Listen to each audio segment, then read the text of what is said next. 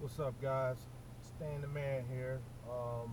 Want to talk to you about a situation dealing with my dad and my dad's friend Tony. Pretty much want to talk to you about how you can get away with murder with the help of the justice system. Back in 1979, uh,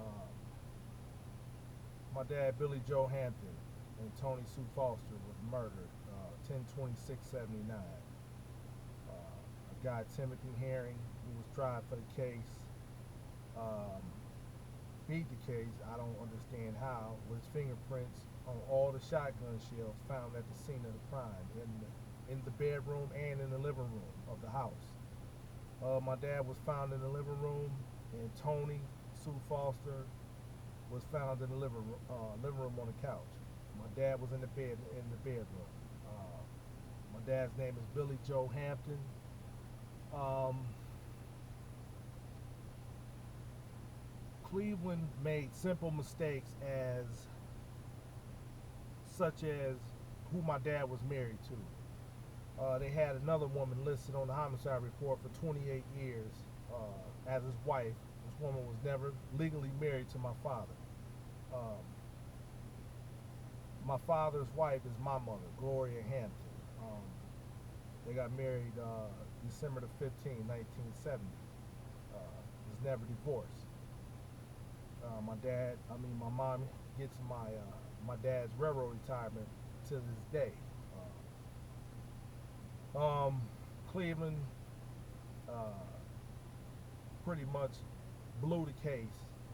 They never investigated Anita Marie Flaugher. Married name today is Flaugher, Flaugher. Uh, it's my youngest brother's mother. She's white. Uh, the woman who was killed with my father, she's white. Uh, Both of them are from Michigan. Show you a picture of Anita with my dad back in 1978.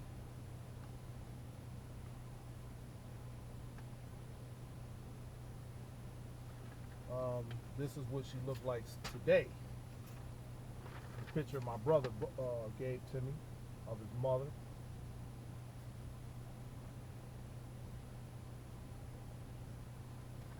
Um,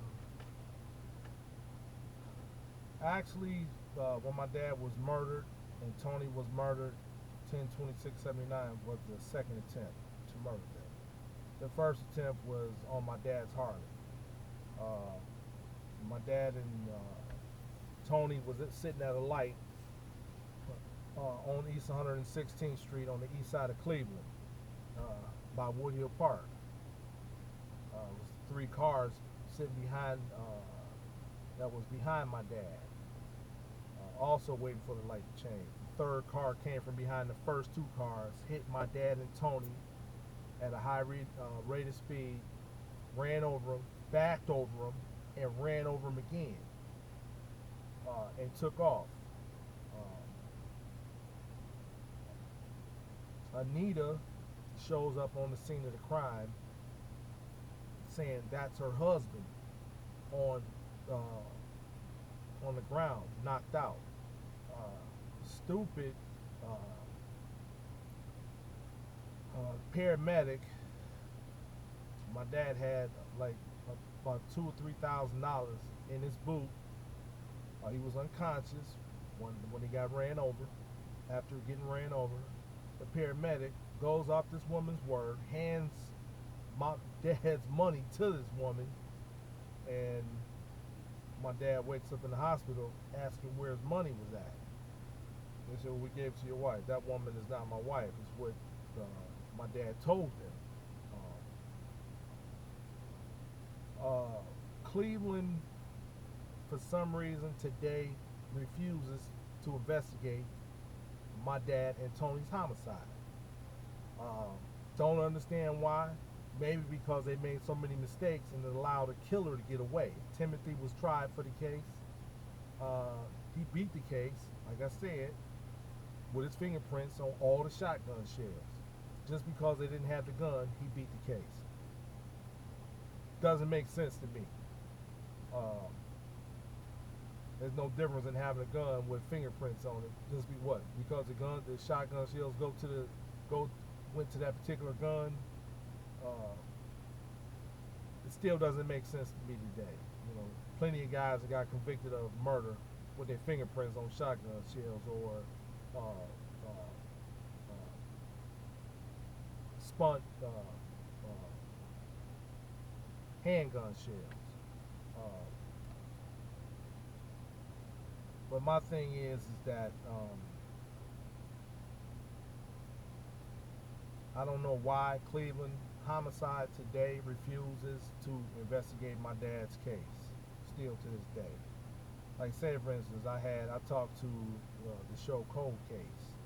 They offered to investigate my dad's case. But the Cold Case told me to contact Cleveland Homicide because they needed permission to investigate the case. So I contact Cleveland Homicide, talked to the head guy, Lieutenant Tim. Explained to him what the situation was, and Lieutenant Tim said no, that the Cold Case show couldn't investigate my dad's case. Didn't give a reason why, but he referred to say that they believed they had the right guy. He beat the case, and that was it. Case is closed. So basically, I requested to get the entire homicide report if my dad's case was closed. So when I went to submit the paperwork to get the entire copy of the homicide report, the records department tells me that the case is not closed. And who told you that the case was closed? So I told him who told me that the case was closed. I never ever heard nothing back from the records department ever for the second time. Trying to get this homicide report. So they're playing games. I don't know what the deal is, but maybe it's the fact that Timothy Herring can't be charged again for the double homicide. If it comes out today that he was a shooter, he can't be charged for it again, and that's a mistake Cleveland Homicide made by the way they investigated the case.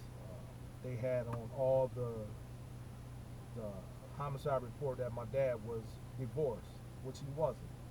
It was on the death certificate also that his mother filled out. I don't know why she put on there divorce, because she knows for a fact that her son was not divorced.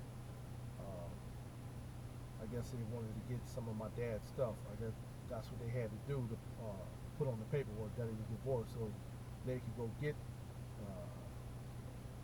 whatever my dad had, or whatever they got their hands on, which they got their hands on a lot. My dad's Harley, cars, personal effects, clothes, they took it all. My dad's mother. My dad's mother didn't even raise my dad. She had him as a baby, left him in Mississippi to be raised by his grandmother and his great-grandmother. So my dad never had his father or his mother. Still, he turned 18, graduated high school, moved to Cleveland to be around his biological mother and their family. In their family. So, let me show you pictures of my bank account of my dad's. As you can see, the address, my dad's name and Anita's name. Anita going in my dad's last name. At the address where my dad and Toni was murdered at, 11908 Dove.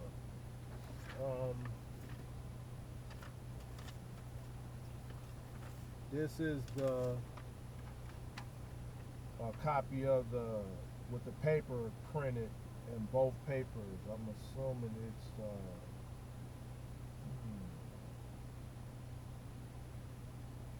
I don't know if this was the Cleveland Press or the Plain Dealer, but these are the two write-ups that was in, copies of the two write-ups that was for my dad and Toni's homicide.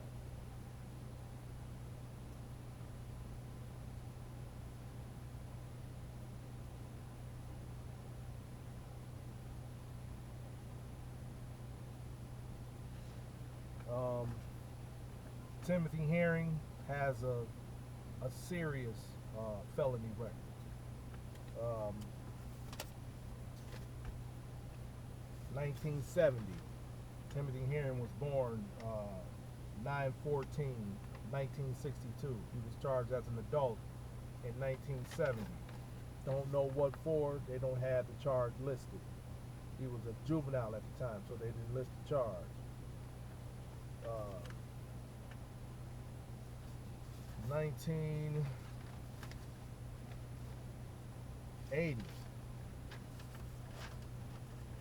charged with a double homicide, which is my dad and Toni Sue Foster.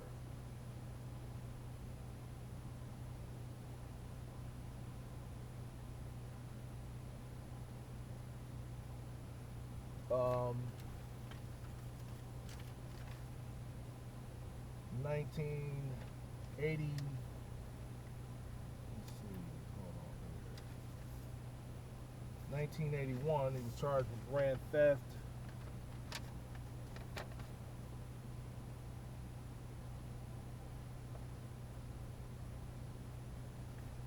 1982, he was charged with aggravated murder again. I don't have a copy of that one. That's the only one I don't have a copy of. 1989, he was charged with carrying concealed weapon with specifications and having while under disability with specs, and aggravated robbery with specifications. This is from 1989. And this is also from 1989.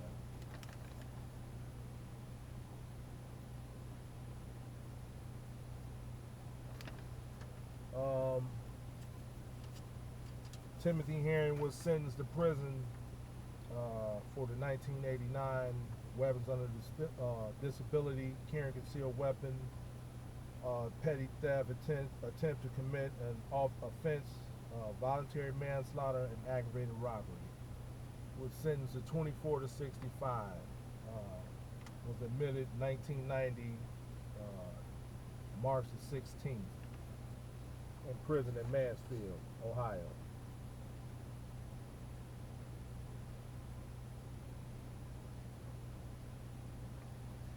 He got paroled in 2006. He only spent 1 year on parole, which don't make any sense to me, because I know guys who got caught with this much marijuana and spent 5 years on parole. Doesn't make any sense to me. This guy does not need to be on the streets of Cleveland, but he is. Let's see here. This is Anita Marie Flaugher. Her name is Flaugher today. She also has been married another time. Last name was Anderson. Served time in Florida, almost a year to date to my dad and Toni's murder here in Cleveland. The crime commit date in Florida was 10/31/80. 3 counts of attempted murder.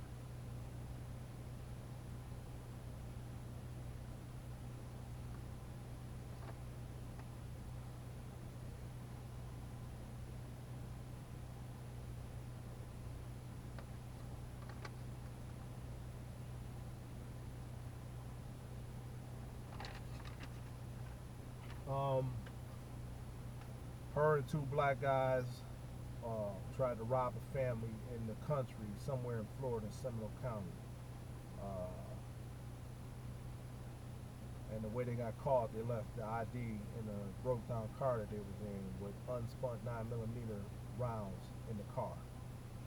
That's how they got caught for that. I don't understand. After this woman was released from prison, she managed to get a job in North Carolina working in the medical field as a medical administrator for 10 years. How she got that job in the medical field,